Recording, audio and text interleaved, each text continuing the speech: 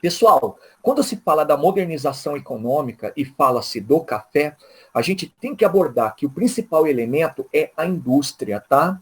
E nessa época a gente teve uma coisa chamada de surto industrial. Por que esse nome, surto industrial? E foi um surto, pessoal, porque começou de repente, tendo em vista que o Brasil não tinha uma indústria relevante.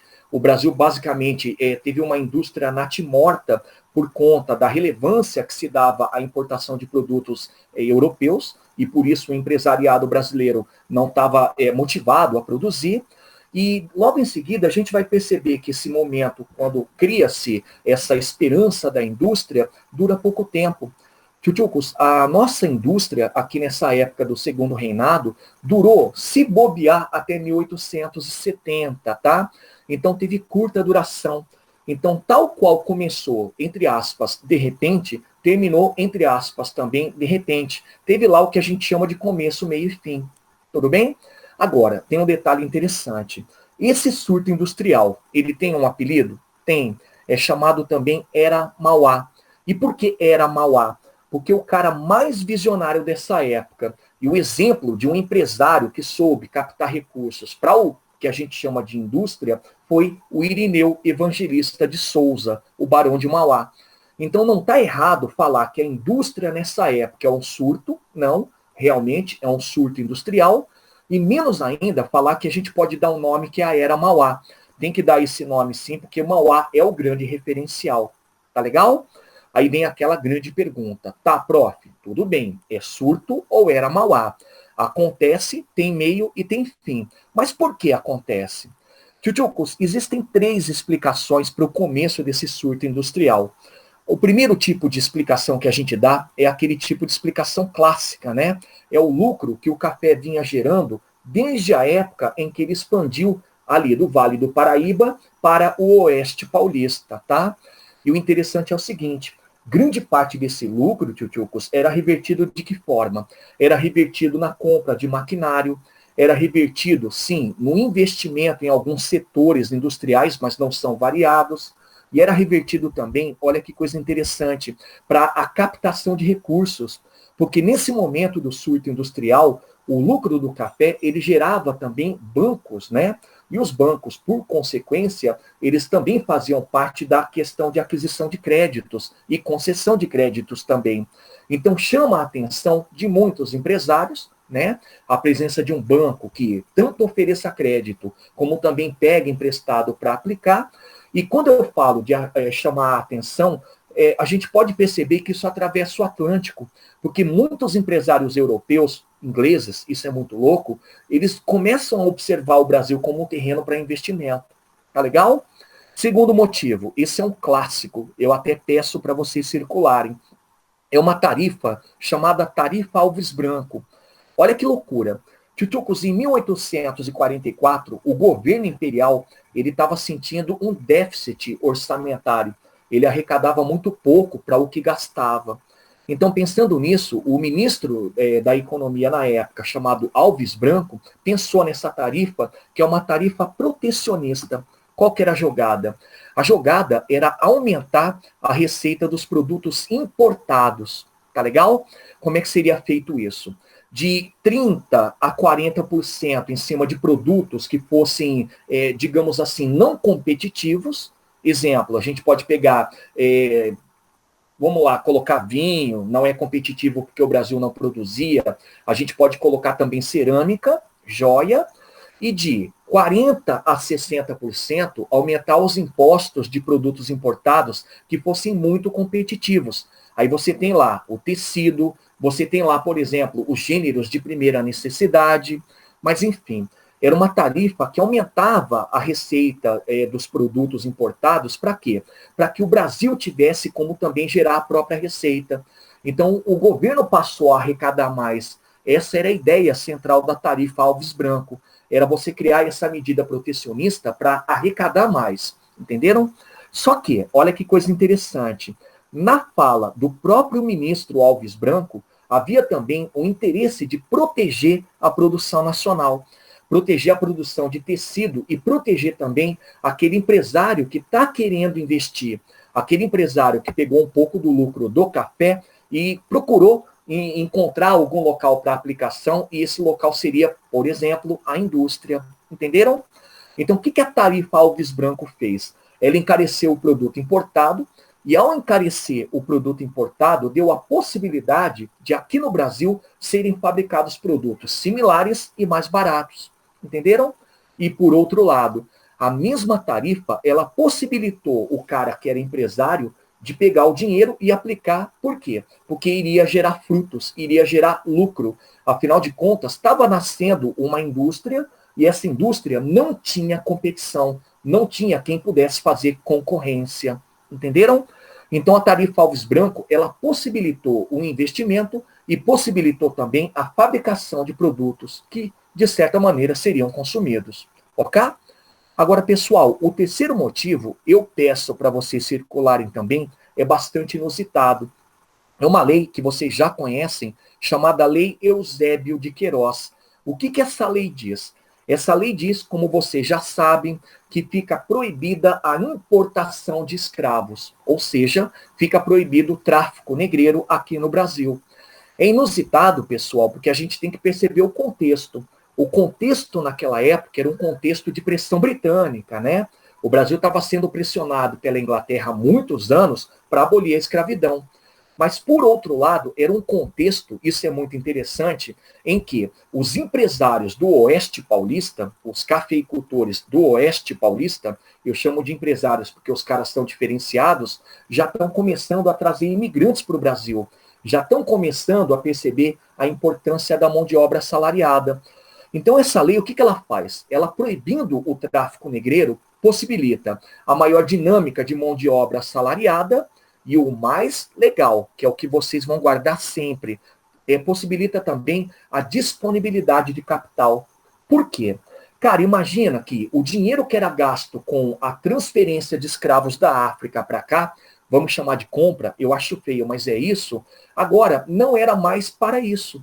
Você tem capital que, ao invés de você gastar comprando escravo, você pode gastar aqui no Brasil. Você pode gastar investindo, você pode gastar também contratando mão de obra. Então gerou um capital que o Brasil não tinha e esse capital passa a ser investido. Entenderam? Resultado, a gente vai ter um surto industrial de verdade, porque de repente, para vocês terem uma ideia, só na década de 50 surgiram 62 indústrias variadas, indústrias têxteis, indústrias, por exemplo, ligadas à questão de fabricação de gêneros de primeira necessidade. A gente vai ter na década de 50 bancos. Só para vocês caírem de costas, em 5 anos foram criados 15 bancos. É muito banco, pessoal. Uma coisa que até então era muito difícil acontecer, porque os bancos, eles ou pertenciam aos cafeicultores do Vale, ou eles eram gerenciados pelo governo. A gente vai ter também a criação de 23 empresas de transporte marítimo, e quando eu falo transporte marítimo, é tanto para escoamento de produção, como também para transporte de pessoas, e por aí vai. Então foi um boom, cara. Em 5 anos, vamos colocar 10, porque até 1855 a coisa estava acontecendo, e é um espaço de tempo muito curto, isso tudo aconteceu. Muita indústria, muito banco e muitas empresas que vão surgindo para oferecer serviços. Entenderam?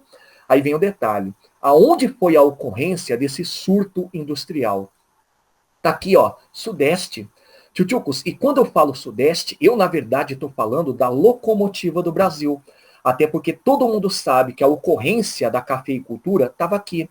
Então a gente vai perceber que a ocorrência é justamente no local onde você tem lucro, é justamente no local onde o capital está disponível por conta da Lei Eusébio de Queiroz, legal? E uma coisa interessante, entre São Paulo e Rio de Janeiro, vocês sempre vão destacar São Paulo, ou seja, o local que era o brilho da economia daquele momento, entenderam? E aí vem uma coisa que eu acho muito pertinente falar. Tchutchucos, pensando nesse surto industrial, pensando nessas motivações e pensando na ocorrência, a gente tem aquela falsa impressão de que o Brasil, tudo bem, teve um surto, mas houve uma variada aplicação de capitais em muitos setores ligados à indústria, né? Só que não é bem por aí. Tchutchucos, o meio desse surto industrial, a gente já falou do começo, né? o meio demonstra que o Brasil timidamente estava praticando a industrialização, mas não era uma coisa dinâmica não, tá? Quais eram os setores que nós tínhamos aqui? Nós tínhamos o setor industrial, lógico, e aí dentro do setor industrial você vai ter, por exemplo, a produção têxtil, bacana. Você vai ter o setor bancário, ele é o suporte da indústria, ele serve para oferecimento de crédito e captação de crédito também. E aí eu falo, né? Foram 15 bancos, mas grande parte desses bancos, pessoal, eles eram muito frágeis, tá? Eles não conseguiam se sustentar, até porque havia também a concorrência do capital externo, ou seja, um investimento inglês. Tivemos o setor de serviços, e dentro do setor de serviços se destacam dois: iluminação a gás, vai acontecer em São Paulo e Rio de Janeiro, depois acaba se projetando para outras localidades, e transporte. E aí entra a ferrovia com força total pela segunda vez. O que é interessante é que quando eu falo ferrovia com força total pela segunda vez, é que agora a gente vai perceber que esse transporte ferroviário não era só para escoamento, como já vinha acontecendo por conta do investimento da galera lá do Vale do Paraíba. Era sim o transporte de pessoas, tá? E por último, um setor até inusitado para o Brasil, a metalurgia. E aqui cabe uma referência. A metalurgia brasileira, pessoal, era uma metalurgia ligada muito à construção naval ou à construção ferroviária, tá? Mas não era uma metalurgia como a gente pensa da forma como acontecia na Europa, aquela de produção de maquinário, aquela de produção, por exemplo, de outros elementos ligados à indústria, né? E não, era uma metalurgia mais centrada ou na produção naval, na construção naval, ou na própria ferrovia, tá bom? Mas creiam, pessoal, isso foi uma novidade. Isso não existia no Brasil, tal qual está acontecendo nesse momento. É tímido em comparação à Revolução Industrial que está rolando lá fora, mas para o Brasil era uma novidade, era um diferencial. Tudo bem? Só que aí a gente tem que falar do triste fim do Policarpo Quaresma, né? Por que que acabou? Tchutchucos, qual foi o fim? Existem 3 explicações para o fracasso desse surto industrial aqui no Brasil, ou para o projeto industrial aqui no Brasil. A primeira delas, a primeira explicação cabal, é a falta de incentivo do governo. E até óbvio, né? O governo ele não se preocupou em fazer o investimento no setor industrial. Por quê? Porque ele entendia que a indústria era secundária. O Brasil tinha que continuar primário exportador. O Brasil tinha que continuar apegado à cafeicultura, ou no máximo, né, aqueles demais produtos, cana, tabaco, algodão. Então, muito raramente você ouve falar de um investimento bruto do governo. O governo ele fazia pequenos investimentos, como na ferrovia e male-male na questão de serviços, tá? Mas não houve muito mais do que isso. Entenderam? Outro fracasso, outra explicação do fracasso, é notório, né? A oposição da elite rural. Tchutchucos, e quando eu falo elite rural, eu falo da elite mais conservadora. A elite do Nordeste, a elite ligada, por exemplo, ao ramo açucareiro, ao ramo algodoeiro, e, sobretudo, a elite conservadora do Vale do Paraíba. E é interessante vocês observarem que a elite, quando faz oposição, ela faz oposição política, pessoal. Essa mesma elite que eu acabei de citar é a elite que estava no parlamento. É a elite que, por exemplo, participava lá do Partido Conservador. Então ela fez de tudo para dificultar e muito a liberação de crédito por parte do governo e, mais ainda, o incentivo que viesse do setor até privado. Eles dificultavam até isso, pessoal. É muito interessante, né? E por último, talvez a explicação mais interessante para esse fracasso do surto industrial, ou fracasso do plano industrial, é uma tarifa chamada Silva-Ferraz.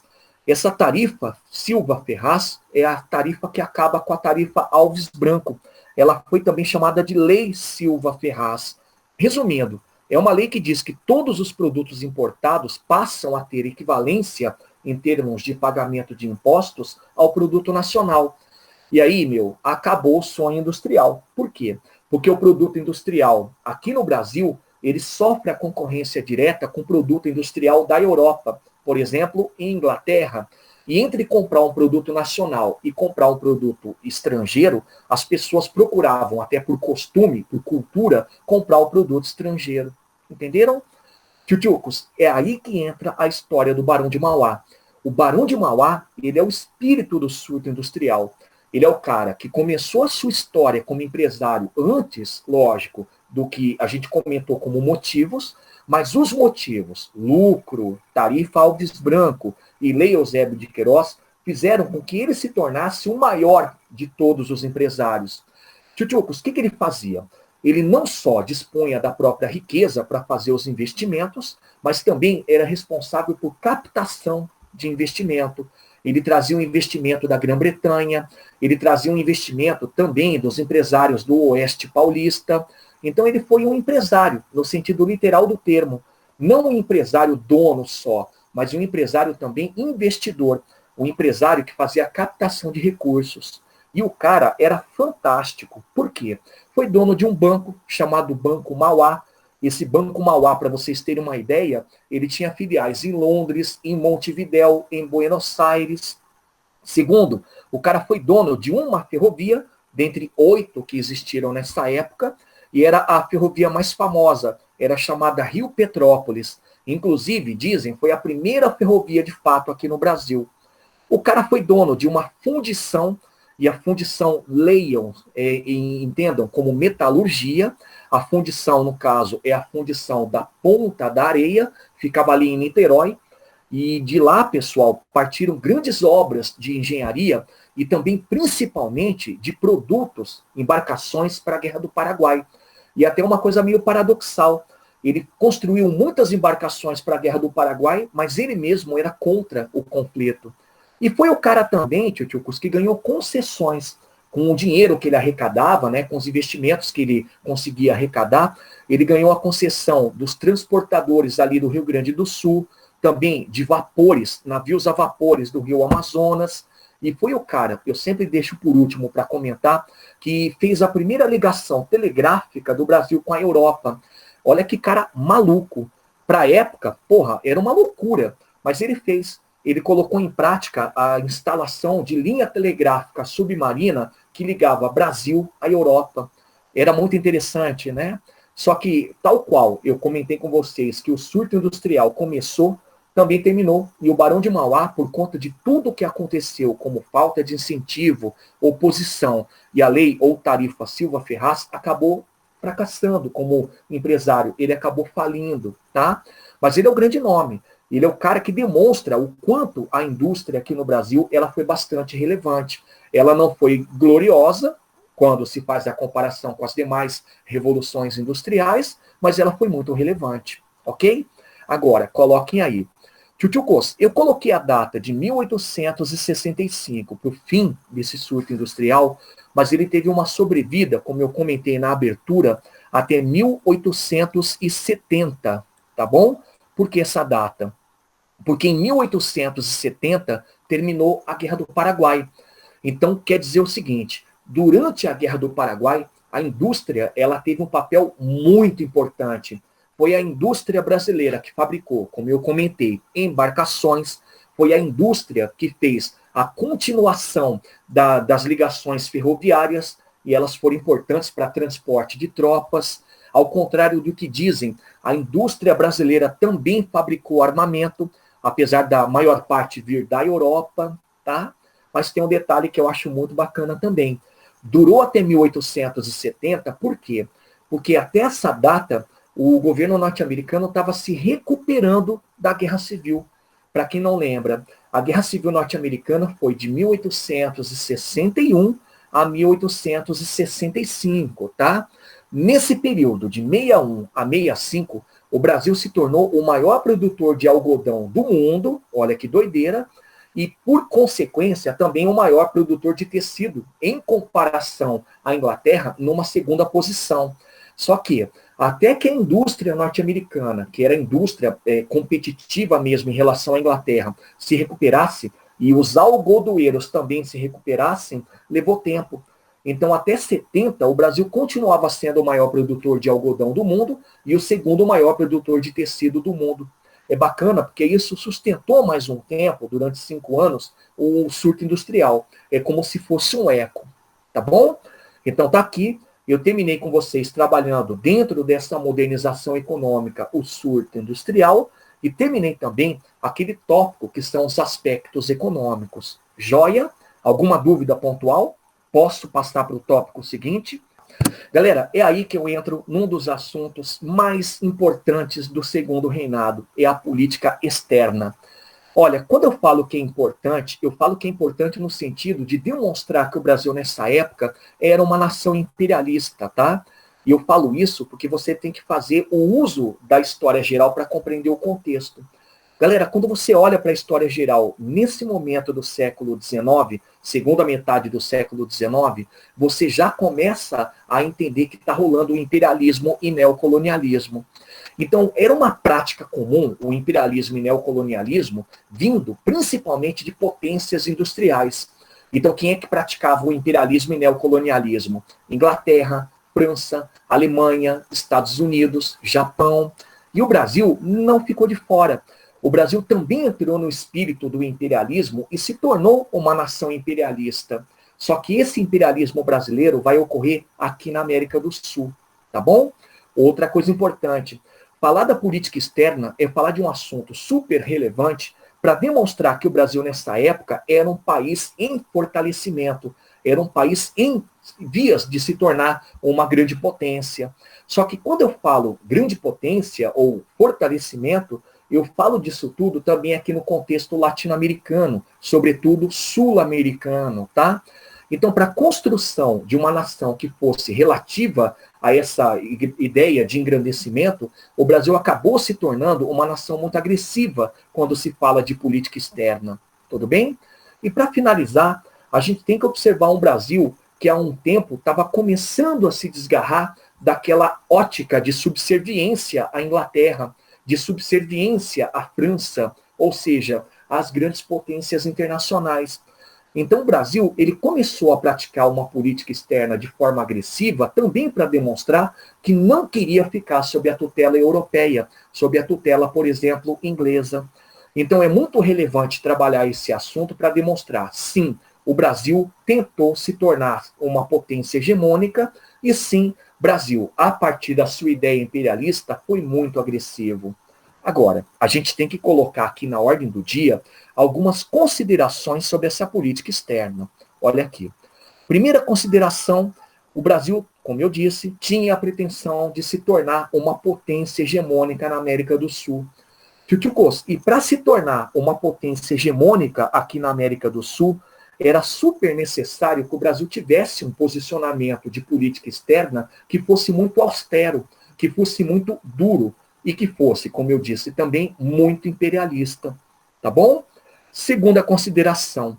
O Brasil, nesse momento, isso é notório, estava tentando evitar, para conseguir essa hegemonia sul-americana, o fortalecimento dos países latinos. E quais são eles? A Argentina, o Uruguai e o Paraguai. Pessoal, é aqui que mora o perigo. Quando você olha para essas três nações, o que você identifica? Vamos lá. Primeiro, eram nações republicanas, ao contrário do Brasil. O Brasil era uma nação diferenciada no sentido político. Os três países, Argentina, Uruguai e Paraguai, eram nações que estavam se projetando economicamente, mas utilizando muito da indústria para isso. E eu falo para tomar cuidado, porque existem autores que falam que, por exemplo, o Paraguai não era uma nação industrial. Sim, tudo bem, não era, mas estava começando a ser.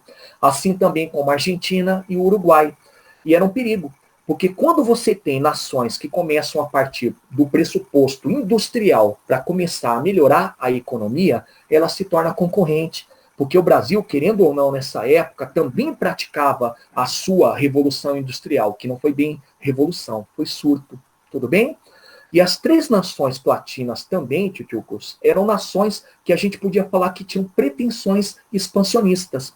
O exemplo lógico fica por conta do Paraguai, é o que a gente vai estudar na Guerra do Paraguai. O Paraguai tinha a pretensão de construir um grande país que tivesse saída para o mar, mas caiam de costas. A Argentina também.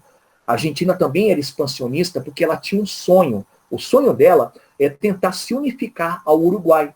Tentava criar um único país nessa região que seria chamado carinhosamente de República Platina. Entenderam? Então, qual que é o detalhe aqui? É entender que o Brasil percebe essas nuances dos países que eu comentei, desses países platinos, países que tinham uma conotação política diferente, tinham um elemento econômico industrial e tinham pretensões expansionistas. E para isso, começou o Brasil a utilizar uma política externa bastante agressiva, bastante incisiva. Tá legal? E para finalizar, o que eu vou pedir para vocês circularem? Política externa brasileira era uma política de pretensão no controle da região platina.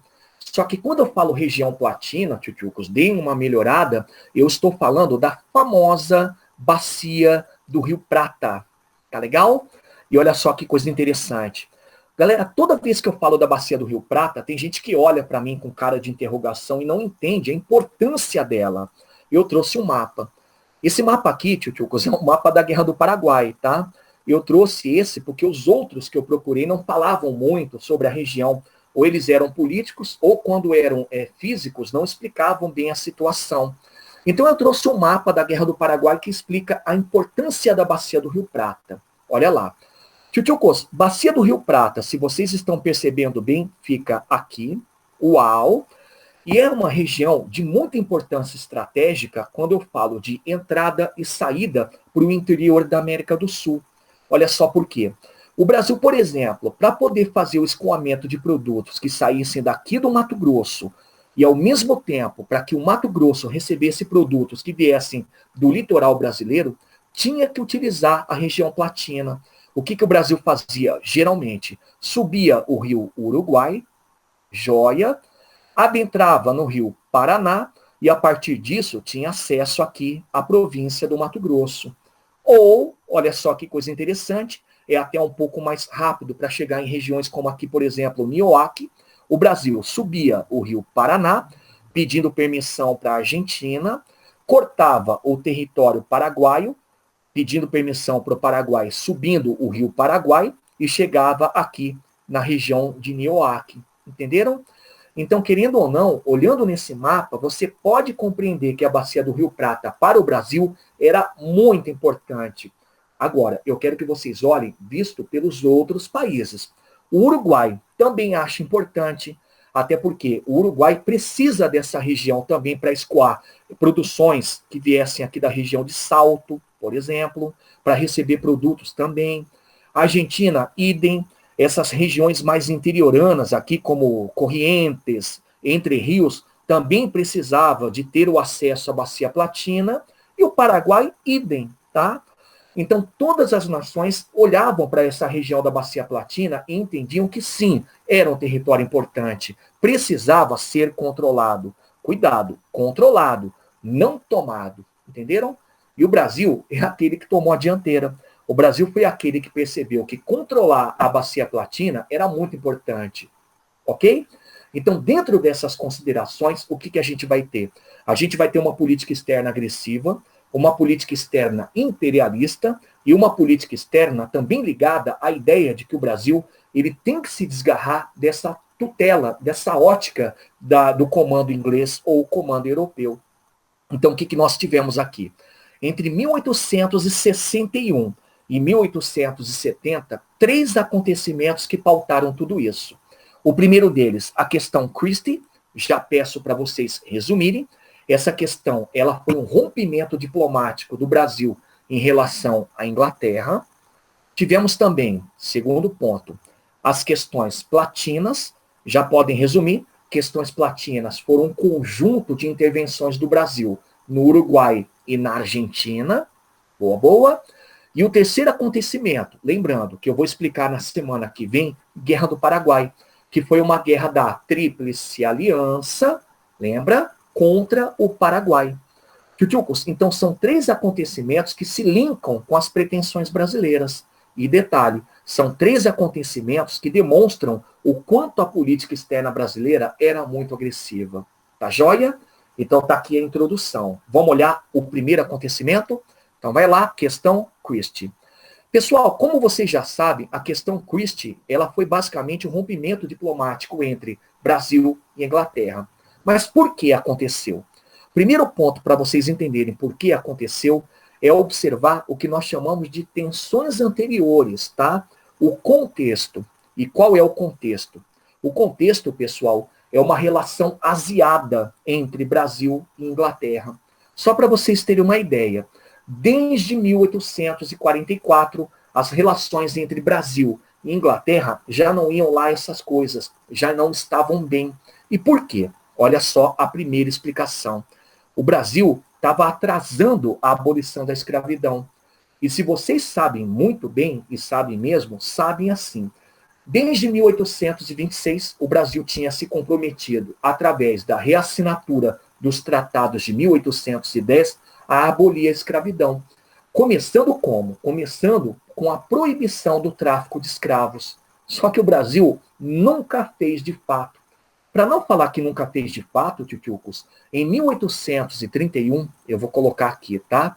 Foi assinada uma lei chamada Lei Feijó. Alguém já ouviu falar? Vou abreviar. Lei Feijó. A Lei Feijó, tchutchucos, assinado pelo Diogo Feijó, assinado inclusive durante o período regencial, foi uma lei que dizia que era proibido a importação de escravos. Só que o detalhe é que ela nunca foi colocada em prática de verdade. Ela nunca teve impacto, porque o governo afrouxava a fiscalização. Então essa foi a lei que recebeu o apelido de Lei para Inglês Ver. Vocês já ouviram esse termo, né? É uma lei que não colou, era uma lei para dizer, olha, Inglaterra, a gente está começando a abolir a escravidão, mas no fundo, ela nunca pegou, ela nunca funcionou. E a Inglaterra sacou. Agora, tchutchucos, a gente tem que colocar aqui como ponto o porquê da Inglaterra querer a abolição da escravidão. A Inglaterra necessitava da abolição da escravidão para ter mercado consumidor aqui no Brasil, entenderam? Então, esse atraso na abolição da escravidão deixava a Inglaterra puta. Ela não conseguia fazer mais do que ameaçar e fazer o Brasil, de certa forma, abolir, de certa forma, essa mão de obra. Mas que é o pior? A data vocês já conhecem, 1844. Aqui, a abolição da escravidão nem funcionava, e nesse momento foi criada a Tarifa Alves Branco. Tchutchucos, por que ela foi criada? Ela foi criada, como vocês já sabem, para o governo arrecadar mais dinheiro. Só que ela foi assinada, tchutchucos, pelo fato de que nessa data, aquela lei, né, o Tratado de 1826, que foi a reassinatura dos tratados de 1810, não foram renovados.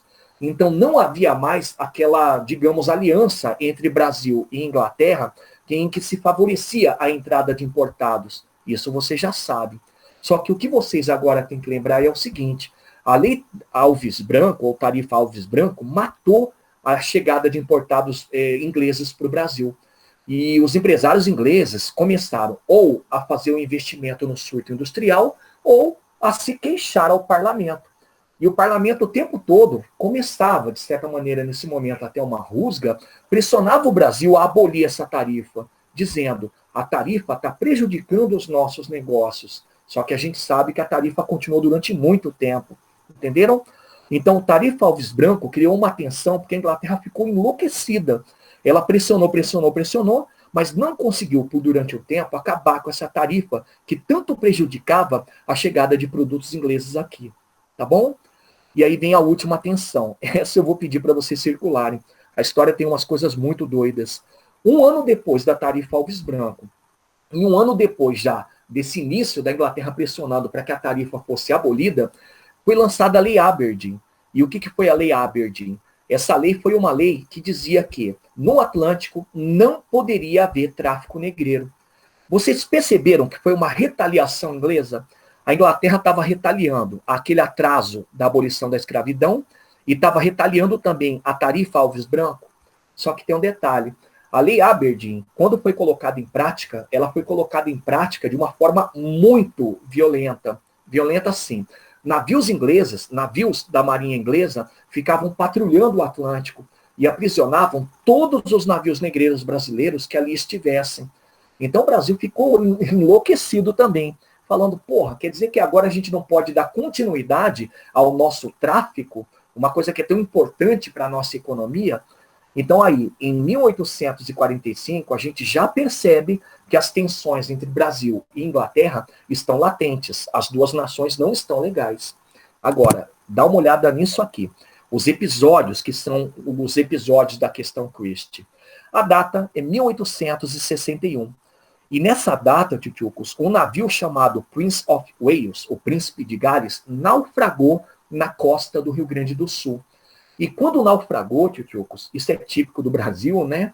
A carga foi parar no litoral e ela foi saqueada. Tchutchucos, não bastasse o navio ter sido acometido por esse assalto dos populares, uma coisa interessante é o que tinha no navio. O navio ele estava transportando produtos de muito valor ali para a região do Uruguai. Era azeite, cerâmica, tecido, vinho, tinha até moeda. Então, o que aconteceu? O governo inglês mandou para o Rio de Janeiro um cara chamado William Christie. Ele passaria a ser, inclusive, até o diplomata representante da Inglaterra ali, para conversar sobre esse episódio. Só que o William Christie, pessoal, daí o nome questão Christie, era um cara muito arrogante. E ele fez duas exigências. A primeira, indenização. O Brasil tinha que pagar uma indenização pelo naufrágio e pela carga roubada. E aí vai a nota de rodapé. O Brasil não tinha culpa nenhum, nem no outro, né? E a segunda exigência é a exigência de desculpas. O Brasil tinha que se desculpar pelo fato do navio ter sido roubado.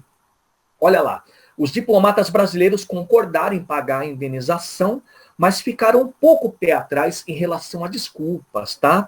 Porque achavam que o Brasil não tinha culpa alguma. A culpa era dos populares, ou a culpa era até do oficial que estava manobrando o navio, ele é que foi responsável pelo naufrágio, tá bom? Então ficou aquela discussão. A gente paga, mas não pede desculpa. A gente não vai pedir desculpa nunca. Enquanto a coisa estava sendo resolvida, ou seja, enquanto o primeiro episódio estava sendo resolvido, aconteceu em 1862 um segundo episódio. No Rio de Janeiro, tchutchucos, na calada da noite, 3 marinheiros bêbados ingleses foram presos. E eles foram presos por arruaça, tá? Só que o detalhe é que quando eles foram presos e imediatamente foram encarcerados. É só no dia seguinte que foi mandado lá para a embaixada inglesa a nota de que os caras estavam presos. O mesmo William Christie, que já estava aqui como diplomata, ele foi até a representação brasileira e fez 3 exigências. A primeira exigência, os policiais tinham que ser punidos. Eles não podiam nem ter preso os marinheiros, nem tampouco demorado para falar que eles estavam presos. Segunda exigência, ele queria que fosse pago de cara aquele problema do príncipe de Gales, a indenização, e fixou uma coisa do tipo 3.200 libras. Só que o detalhe, tchutchucos, é que ninguém sabia exatamente o que tinha naquele navio. Ele não tinha sido vistoriado. E aí o Brasil falou, tá, 3.200 libras, a gente não tem condições de pagar. E a gente nem sabe o que tinha ali. E a última, pessoal, isso foi a gota d'água. William Christie exigiu que os marinheiros fossem soltos, que nem fossem julgados. Então, o que aconteceu a partir disso? Aconteceu que o Brasil refletiu e disse que soltaria sim os marinheiros, pediria desculpas, mas não pagaria, de certa forma, uma indenização. A Inglaterra fez uma contraproposta. O Brasil voltou atrás e disse assim, tá bom, a gente não vai soltar, não vai pedir desculpas, mas paga indenização.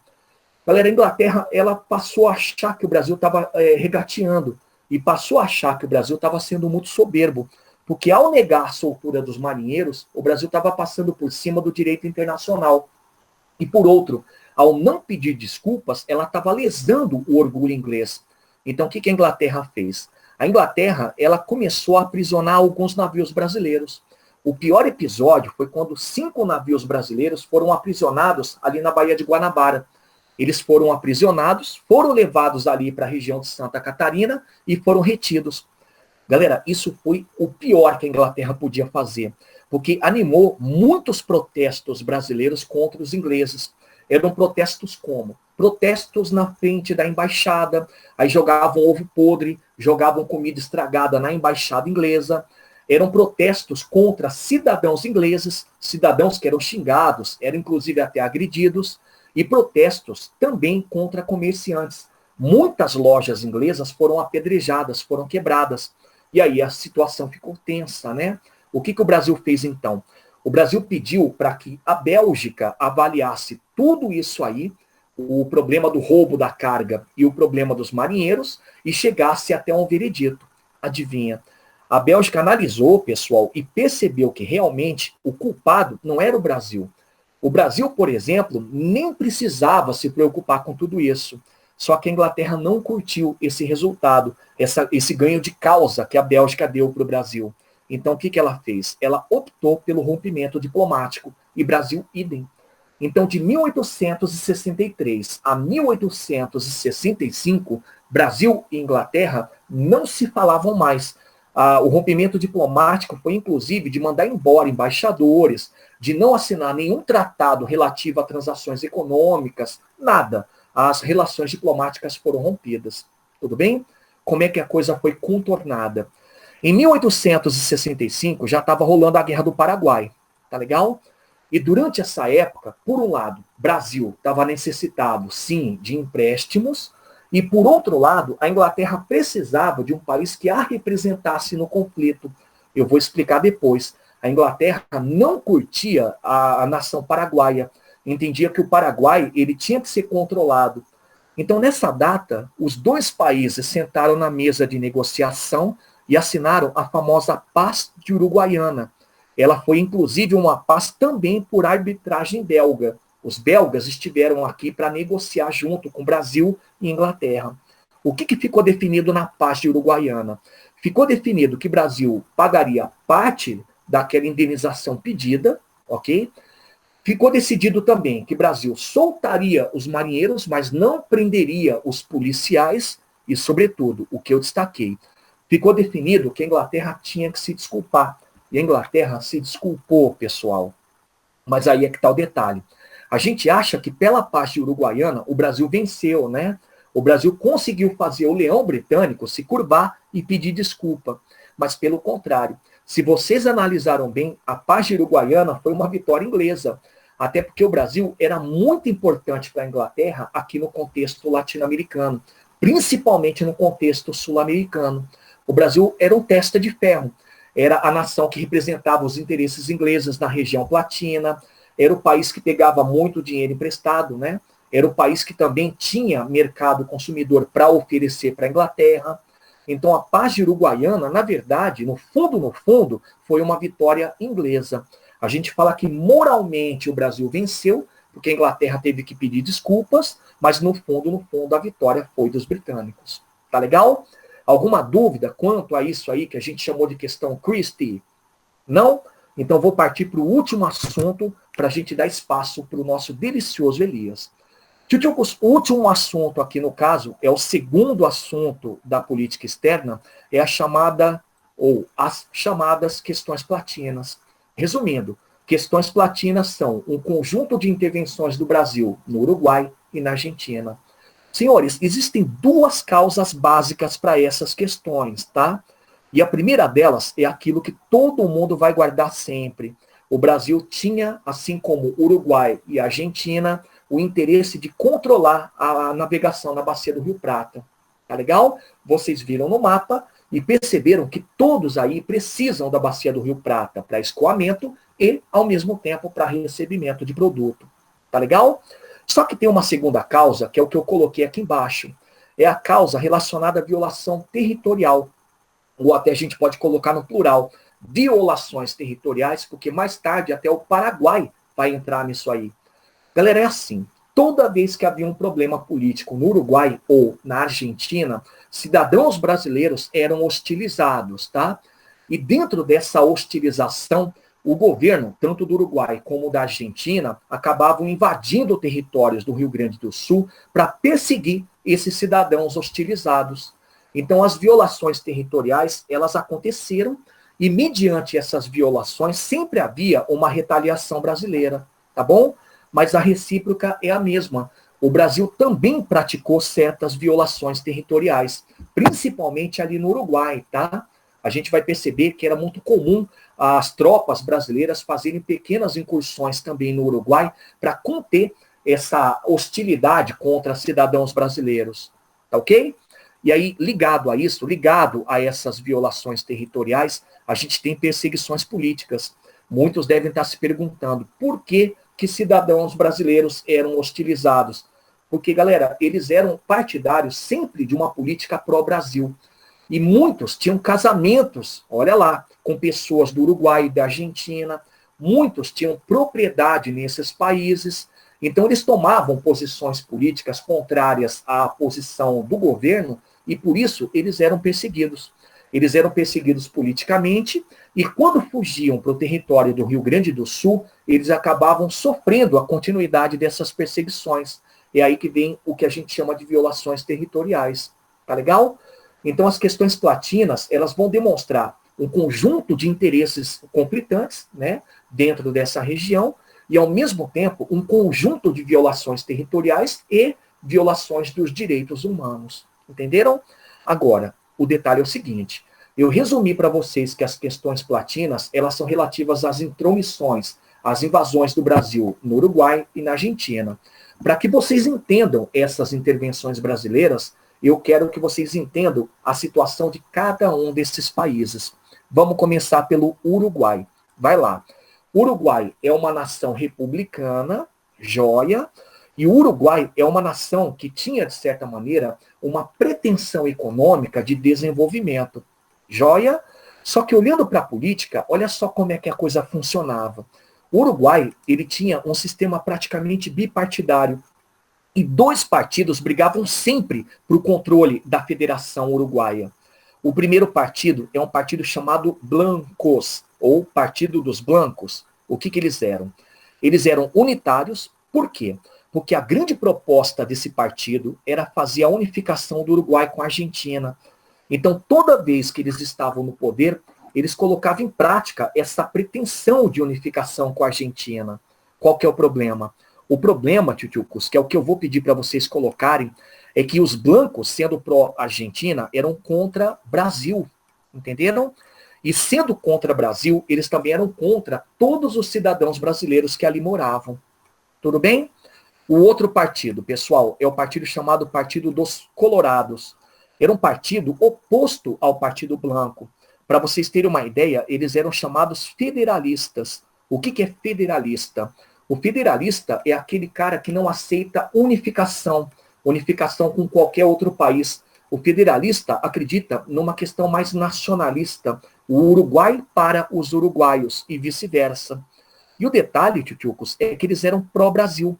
Dentro dessa proposta de ser autônomo, né, eles não aceitavam a unificação com a Argentina, eles tinham então mais ligação com brasileiros. Qual que é o problema? O problema é que, sendo esses caras federalistas e pró-Brasil, eles eram sempre contra a Argentina. Eles nunca concordavam com a política argentina. Entenderam? E aí vai o detalhe que a gente coloca como cereja do bolo. Quando os blancos estão no poder, eles pregam a união, ou seja, a unificação com a Argentina, e perseguem os colorados. Entenderam? Quando os colorados estão no poder, eles são contra a união, eles são autônomos, eles são federalistas e são contra os blancos. Tchutchucos, esse revezamento do poder no Uruguai gerava conflitos o tempo todo.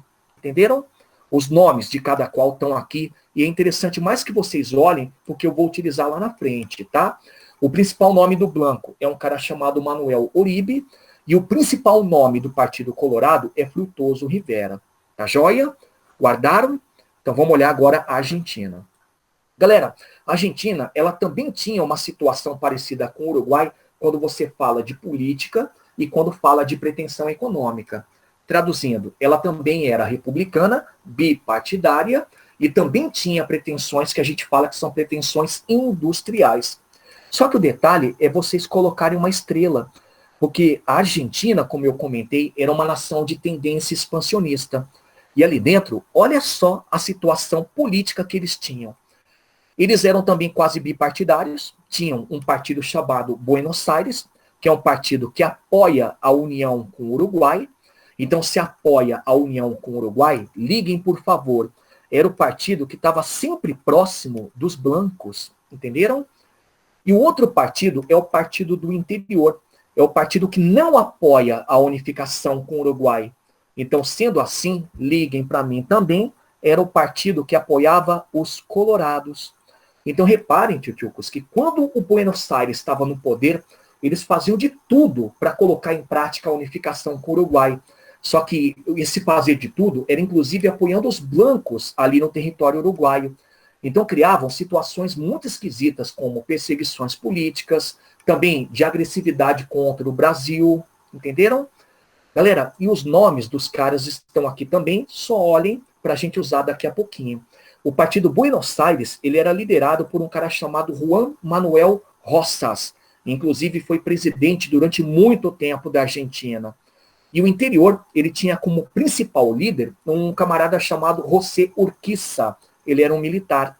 Então reparem que os nomes que eu estou colocando aqui, que não são para serem decorados, eles são nomes que demonstram o quanto esses partidos eram partidos que tinham uma liderança firme e, de certa forma, uma liderança que consolidava esses partidos quando eles estavam no poder. Tá bom? Então viram a situação do Uruguai e da Argentina, entenderam as causas, vamos terminar a aula com o pé direito. Tchutchucos, a primeira das questões platinas é a chamada campanha contra Uribe. Lembra? Uribe é o líder do Partido Blanco. Então vem cá para entender o que aconteceu. Tchutchucos, em 1850, dentro de um processo eleitoral, o Manuel Uribe foi eleito presidente do Uruguai. Tudo bem que o processo político lá também envolvia fraudes, tá? Mas não cabe aqui a discussão. O detalhe é que esse cara, ao assumir o poder, ele levou todas as pretensões dos blancos também para o poder. Então ele começou a colocar em prática aquela velha história de unificação com a Argentina.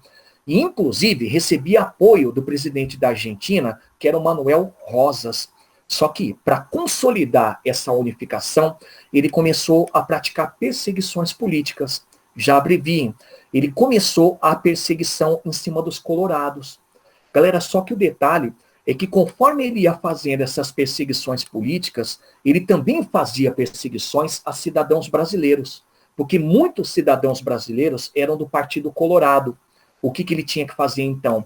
Ele ia perseguindo esses cidadãos e chegava até invadir territórios dentro do Brasil, para continuar essa perseguição aos cidadãos que eram apoiadores dos colorados. Galera, só que o cara pirou percebendo que as perseguições, elas tinham que ser levadas até a última consequência. Então, além dessas invasões territoriais, e ao mesmo tempo, como forma de tentar enfraquecer os colorados, que eram muito ligados ao comércio, ele fechou o porto de Montevidéu. Só que quando ele fechou o porto de Montevidéu, ele fechou também aquela abertura da bacia do Rio Prata. Aí o Brasil pirou. O Brasil já estava muito puto com a perseguição aos seus cidadãos, e ficou mais ainda quando o porto foi fechado, porque não tinha como o Brasil levar e trazer produtos, por exemplo, ali para o Mato Grosso. Então, qual foi a opção? A opção foi invadir o Uruguai. Invadir contando com o apoio dos colorados e usando a justificativa de defender os cidadãos e liberar o porto. Mas, no fundo, qual que era a jogada do Brasil? A jogada do Brasil era tirar os blancos do poder e colocar os colorados. E eles conseguiram. O Brasil recebeu tanto apoio dos colorados que o Uribe foi deposto, ou seja, o Partido Blanco caiu, e no lugar foi impostado um cara chamado Frutuoso Rivera, já pode circular, que era um dos membros do Partido Colorado. Entenderam? Então vou resumir. A campanha contra o Uribe, ela teve a justificativa de defender cidadãos e liberar o porto, mas na verdade, o grande objetivo era fazer a troca de comando, era tirar os blancos e colocar os colorados. Ok? Galera, quando terminou essa campanha contra o Uribe, o exército brasileiro percebeu, peraí, o problema não é só o Uruguai, o problema é a Argentina, porque a Argentina nessa época era comandado pelo Juan Manuel Rosas, e todo mundo sabe que esse cara era o líder de Buenos Aires, era o cara que apoiava a unificação, apoiava inclusive essa coisa que o Uribe fez de perseguições e fechar o porto. Então a campanha, ela foi lá para a Argentina, ela se estendeu. Então a campanha contra Rosas, pessoal, eu já peço até para vocês ligarem, é uma continuação da campanha contra o Uribe. Por quê? Porque, como vocês sabem, o Rosas estava no poder, ele era de Buenos Aires, ele apoiava os blancos uruguaios e apoiava Sobretudo, o que eu peço para vocês colocarem, eu estou abreviando, a unificação dos dois países. Então o Brasil, ele vai para lá, e vai para lá para tirar o Rosas para poder fazer o que a gente chama de equilíbrio do poder. Só que dessa vez, Tchutchucos, o que foi criado para invadir a Argentina foi o chamado Exército Libertador.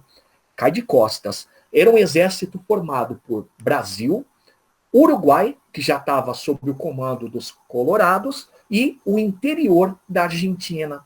É legal o nome, né? Exército Libertador, Exército Libertador. Só que, na verdade, esse Exército Libertador usava a justificativa de pacificar a região, mas no fundo, era mais uma pretensão brasileira de se impor numa nação platina. E deu tudo certo, tá? Como o Exército Libertador era muito maior do que o Exército de Buenos Aires, o Exército de Rosas, ele foi deposto e no lugar foi colocado um general chamado José Urquiza. E o José Urquiza, pessoal, ele representava o interior, ou seja, ele representava as pretensões brasileiras. Tá certo? Então a data 1852 é a data para ficar na infâmia. É a segunda vez que o Brasil invade um território aqui nas repúblicas platinas. Mas, ao mesmo tempo, é uma data interessante por quê? Porque todos acharam que, a partir dessa data, as três nações iam começar a dialogar sem a utilização de algum tipo de aparato militar. Só que, galera, era só um achismo. Quer ver por quê? Porque lá na frente, em 1864, como mando figurino de qualquer nação republicana e federativa, houve um processo eleitoral no Uruguai, e quem foi eleito presidente foi o Atanásio Aguirre. Reparem, o que ele era? Blanco. Então vamos refrescar a memória. Sendo Blanco, ele era contra o Brasil, e sendo Blanco, tinha pretensões de unificação com a Argentina. Então o que o Aguirre fez? Ele fez a mesma coisa que o Uribe. Ele começou a colocar em prática as perseguições políticas, e dentro dessas perseguições políticas, quem eram os perseguidos? Colorados e brasileiros, porque apoiavam o Partido Colorado, e colocou em prática também, Tchutchucos, a violação de territórios. Só que ele fazia violações de forma mais consistente, de forma mais costumaz. Para vocês terem uma ideia, durante os anos que ele governou, de 64 até 66, mais ou menos, até um pouco antes, porque ele caiu em 65, final de 65, o Brasil foi invadido 5 vezes, tá? E nessa história toda, o Brasil percebeu que tinha que fazer uma retaliação. Então a reação brasileira quanto a essa violação, ou às violações e perseguições, foi idêntica ao que aconteceu na campanha contra o Uribe. O Brasil invade o Uruguai, contando com o apoio dos colorados. A justificativa era retaliar as violações de fronteiras, né? Mas no fundo, tal qual aconteceu lá atrás, era trocar o comando. Era tirar os blancos, que sempre causavam problema, e colocar os colorados. E olha a história se repetindo. O Aguirre foi deposto, ou seja, o Partido Blanco foi tirado do poder, e no lugar foi colocado um colorado chamado Venâncio Flores. Só que aqui é que está a minha despedida. O Venâncio Flores, pessoal, que foi colocado no poder, ele foi colocado no poder dentro dessa dinâmica toda, mas ele causou uma irritação no Paraguai. Sabe por quê? Porque ele também começou a praticar perseguições em cima dos blancos, tal qual o Aguirre fez, e cortou relações com o Paraguai. E por que é a despedida? Porque o Uruguai, durante o comando do Aguirre, era aliado do Paraguai, era aliado do Solano Lopes, era aliado da proposta do Solano Lopes de fazer a expansão territorial. Então o Venâncio, quando assume e quando corta relações diplomáticas com o Paraguai, corta o sonho do Solano Lopes de tentar criar o grande Paraguai. Tá bom? Então tá aí, tchutchucos. Desculpa ter avançado no horário, mas o conteúdo é esse aí. Bacana? Há alguma dúvida? Tranquilo, professor. Tranquilo? Pessoal, Tranquilo. Então, para vocês, estou com muita saudade, a gente volta logo, eu acho que lá para agosto, espero. Continuem estudando, qualquer problema, me procurem e até a próxima. Joia? Tchau, tchau. Tchau, valeu.